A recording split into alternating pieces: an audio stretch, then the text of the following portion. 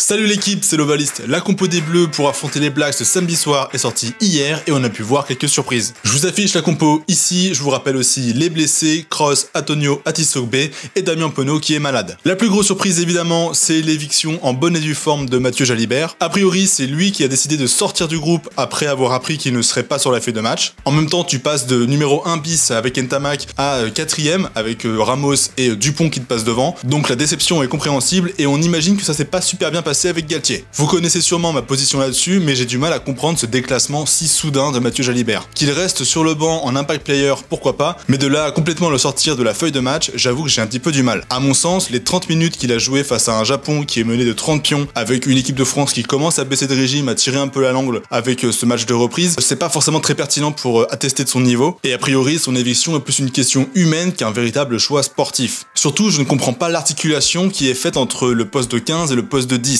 Contre le Japon, on a mis Ramos en 10 au détriment de Jalibert pour placer Barré à l'arrière. Bon, soit, c'est un choix. Ce même Barré qui n'est pas conservé contre les All Blacks, alors que d'après le staff, il enchaîne des bons matchs, c'est un super joueur sur lequel ils veulent compter, pour installer un 15 pour sa première sélection, en l'occurrence Buros. Alors que la logique, selon beaucoup de personnes, et c'est ce que je partage, ça aurait été de faire démarrer Buros pour un test match pour sa première sélection face au Japon. Ça aurait été peut-être plus smooth que le faire démarrer face aux All Blacks qui sont en pleine bourre. J'ai l'impression que Fabien Galtier est encore à la recherche de son coup d'éclat. Avec le poste de 15, on sait qu'il a l'habitude de faire des expérimentations. D'ailleurs, Boutier et Dulin en ont fait les frais. Ceci dit, j'ai plutôt confiance en Buros. Il a un profil aérien, solide sous les ballons hauts, il est grand, il fait 1m87. Il a un jeu au pied offensif qui est assez long, peut-être pas aussi long que celui de Barré, mais ça va, ça se tient quand même. Et surtout, c'est un formidable relanceur qui saura trouver des connexions avec Biel Barré sur les contre-attaques. Et là, dommage que Penaud soit forfait. Parce qu'on aurait pu reformer le triangle arrière de Bordeaux qui fait des ravages en top 14. En tout cas, moi je pense que Galtier joue très gros avec ce choix, il a intérêt à ce que ça marche. J'avoue que j'ai encore des doutes sur sa gestion humaine au vu du passif qu'il a eu lorsqu'il entraînait en club. Faudrait pas que le sujet Jalibert soit le signe avant-coureur d'une crise en interne. Bon, ça on verra avec le temps, mais concentrons-nous sur la compo. Devant, c'est la même que face au Japon, avec simplement Boudehand qui remplace Kroos blessé. J'ai vraiment hâte de voir le Rochelet démarrer face aux All Blacks. On sent qu'il a faim et il va amener plus de densité et d'impact physique pour relayer un Aldrit qu'on sent un petit peu en dedans depuis quelques mois. Personnellement, en troisième ligne, j'aurais quand même vu Olivon titulaire à la place de Roumat.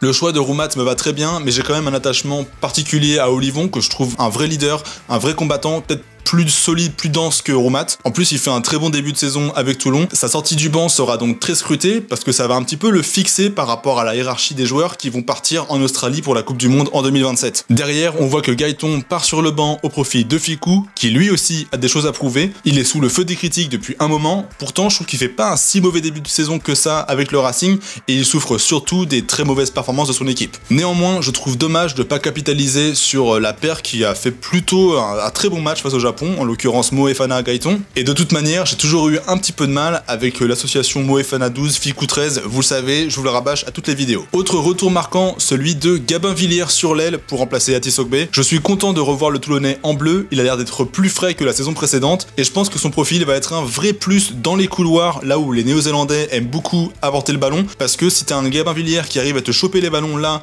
où il y a un petit peu moins de joueurs, ça peut être un véritable atout pour casser les dents des Blacks. En face, dans le jeu au sol, il y a de vrais clients, donc ça va être un match pour lui. J'aimerais tellement revoir le Gabin de 2022, donc samedi, ce sera un bon révélateur. Sur le banc, on retrouve le bon vieux 6-2, donc 6 avant et 2 3/4, ce qui explique aussi, je pense, l'éviction de Mathieu Jalibert, parce que il y avait pas de place pour un 3/4 supplémentaire, et quitte à choisir, on a pris Gaëton. On voit également le retour de Romain Taofifenua, qui va apporter beaucoup de densité en sortie de banc lorsque Meafou sera un peu cuit. Retour également de Le Garec, et suivant la physionomie du match, si c'est plus ou moins serré, je suis pas sûr qu'il fasse plus de 5 minutes, parce que Dupont risque de rester longtemps sur le terrain. Cette compo semble en tout cas orientée vers davantage de combat, lourd devant, lourd sur le banc, plus accrocheur aussi derrière avec Villiers et Fickou. Maintenant, les dés sont jetés, malgré le désaccord, malgré la situation avec Jalibert, on est tous derrière les Bleus. Allez le 15 de France, faites-nous vibrer. Les Blacks ne se sont plus imposés en France depuis 2017, et il n'y a pas vraiment de raison pour que ça change. Dites-moi en commentaire ce que vous inspire cette composition, si vous la comprenez, si vous voudriez changer des choses. Merci à tous pour votre soutien, si vous avez aimé, on n'oublie pas le like, le partage, le petit commentaire et l'abonnement, c'est important. Moi je vous dis à la prochaine, bon match,